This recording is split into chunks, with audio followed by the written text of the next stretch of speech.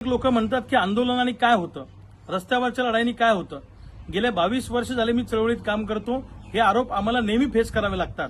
पण आज देशातल्या तरुणाईनी पुन्हा एकदा सिद्ध करून दाखवलं की मी म्हणणाऱ्या सत्तेपेक्षा रस्त्यावरची तरुणांची ताकद मोठी आहे. ज्या पद्धतीनं जंतर मंतरला अनेक दिवसापासून देशातल्या विद्यार्थ्यांनी आंदोलन केलं आणि सरकारला झुकवलं, लाट्या काट्या खाल्ल्या, रक्त सांडलं, त्या सगळ्या लढणाऱ्या तरुणांचं मनापासून कौतुक आहे.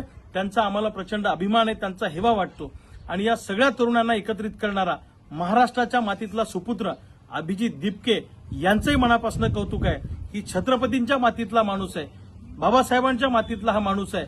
लक्षात ठेवा, अभिजित दिपकेने एक कॉल दिला आणि देशातली सगळी तरुणाई एकत्र आली.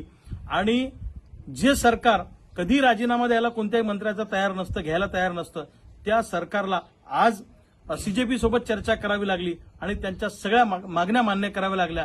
हे या देशातल्या तरुणाईच्या एकजुटीचं यश आहे. लक्षात ठेवा, सरकार ज्या ज्यावेळी अन्याय करेल त्या त्यावेळी सगळ्या घटकांनी अशाच पद्धतीनं रस्त्यावर उतरलं पाहिजे. सरकारपेक्षा आंदोलनाची ताकद मोठी असते.